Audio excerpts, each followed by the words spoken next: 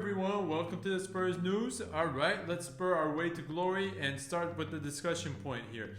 First of all, I want to ask you, what do you think should be our strategy for signing new players? Should we go for marquee players that have proven themselves and be expensive in the market, or should we go for players like Divine that we develop and sell later on, like we've done in the past with Gareth Bale and others?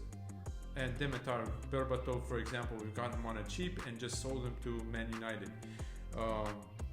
We tried this in the previous, for example, with Tangre in Dombele, but it didn't prove to be very successful for us thus far. So let me know what you think should be our strategy. Buy expensive and go for a title and make sure that person is proven, even though it's going to cost us, it's going to be a hefty price tag, which Liverpool has proven that this strategy works. Or should we keep with our own strategy, develop young talents, and maybe keep them or sell them when the unbelievable price tag comes for them? So moving on. All right, one of the key things that we want to talk about today is Emil Højbjerg. Emil Højbjerg has stated clearly that he wants to come to Spurs, but there hasn't been an agreement yet because we didn't put in the bid that they wanted to from us. So Southampton is still waiting. Everton is understood that they have made a U-turn on that deal. Let me know what you think. I told you many times. Okay, I had said so many times about Emil Højbjerg being overrated in my opinion, and is not such an amazing talent that we should be chasing that much to bring to our team. All right, one of the most important news coming out, of course, all of us have been waiting to hear about him, and I've talked about him yesterday, but Dele Alli is coming back and he's been training, but it seems like he won't start the game. Lucas Moura is set to start the game after proving that he had done well in the previous games, and let's see what he can do in the last game of the season. So, according to the Guardian, Emil Højbjerg bid had been accepted for 25 million, but we're not sure. As I said many times, this deal has been shaky and been going on for too long, so it's a saga to me, and a lot of reporters have been coming out with different things about this deal. But anyways, we are confident, Spurs are confident of signing him because he doesn't want to go anywhere else except for joining us. Okay, report has come out that one of Mourinho's assistants, we talked about him, that he won't be part of Mourinho. He won't be Mourinho's assistant, and a lot of people are thinking that Roy Keane could be joining the team, and especially after Mourinho had said that this person who is going to be his assistant has a history with the club, had played for the club. So a lot of people are throwing names like Roy Keane or Ledley King. But Ledley King has signed to be one of the team members in the back room. And for his assistant, we don't know who it would be, but he said when the team is ready, they will announce it on the website. Okay? Juan Foyt is also back in training and could be featuring, but it is unsure if he would make it into the bench yet. So we're not sure about Juan Foyt, but he is training, and a lot of people are excited about that. Even myself. I like. All right. So according to Sabah, it's a Turkish publication. We are interested in signing Vedat Muriqi. He is a Kosovian from Kosovo, and he plays in Fenerbahce in Turkey. And we had tried to land him, according to the report, of course, in January for 17 million pounds. And they were not interested in offloading him, but because of the coronavirus, they are ready to offload him, and they would accept something in that region now. So let me know what you think. I think now we have a lot more offers, a lot of more opportunities to sign other players, and I don't know if the Turkish league is by any by any standard a proof that somebody can play or can't play good football, because I know a lot of people like Drogba, after they finished the Premier League, they went there. So in my opinion, the Turkish Premier League the Turkish league is nothing special, and we shouldn't go for a player that's 27 years old for 17 million.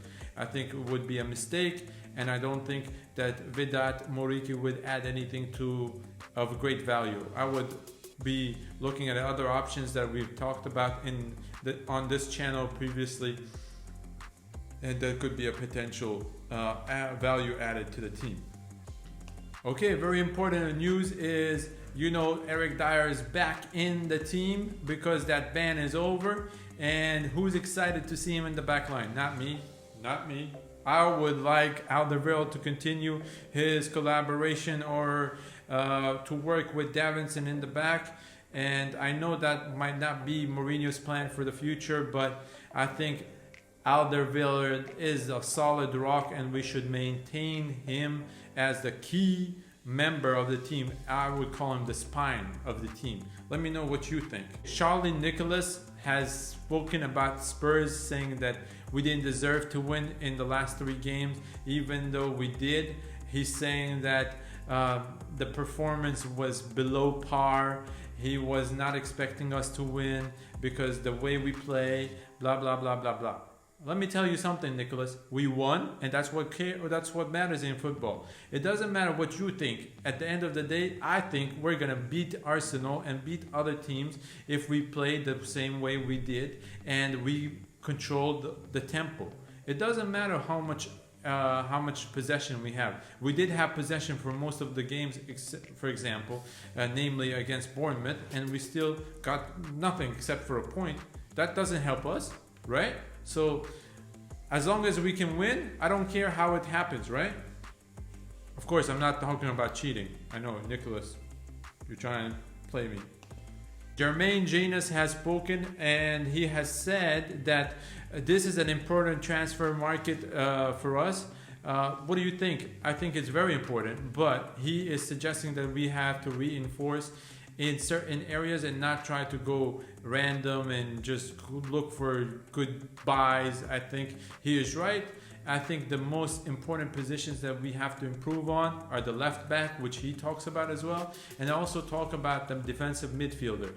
But I also think one more position is imperative that we improve on is the forward, because when Harry Kane gets injured, what is our game plan? Zero, nothing. We were in a sinkhole, basically. That's what happened, and that's why we are not competing for the Champions League or for the Premier League. We talked about this yesterday. I know it was our number 1 target. Mourinho would die to get him in, Nicolo Zaniolo, but he's not an option. They don't want to sell him. His manager came out. His club is saying he's not for sale. So let's forget it. Move on. All right? Let's go. All right, this talent is going to be the number 1, according to the report. They're saying that after the preseason, he would be flourishing and become one of the flashes in the team. Or the Flash, the Flash, the red guy. He's gonna erupt into an amazing talent, and I think he could be as good as Bale, to be honest. Ryan Sessegnon, he's gonna be a phenomenal player, but we just need to be patient with him, and we need to give him the right guidance, and Mourinho could do that for him, as long as Sessegnon is ready to listen and not be have an ego. A lot of fans are talking about this, and I talked about it yesterday. Tanganga is on his way to sign an extension till 2024. I think it's a good deal for both of us, but he's not a special talent, so I don't want people to go crazy or think, oh, Tanganga. No, Tanganga is a good player, but he's not a phenomenal player. He's not an Alderweireld to me. Okay, I'm honest, and I think he's okay, but I think we need somebody as good as Alderweireld to come in and lead the defense, to be the spine of the team. So we got a good goalkeeper, we got a good defender, and then we have a great attacker, but we need defensive midfielder and a creative midfielder to make the spine to win the Premier League. And that's what I think. Let me know what you think.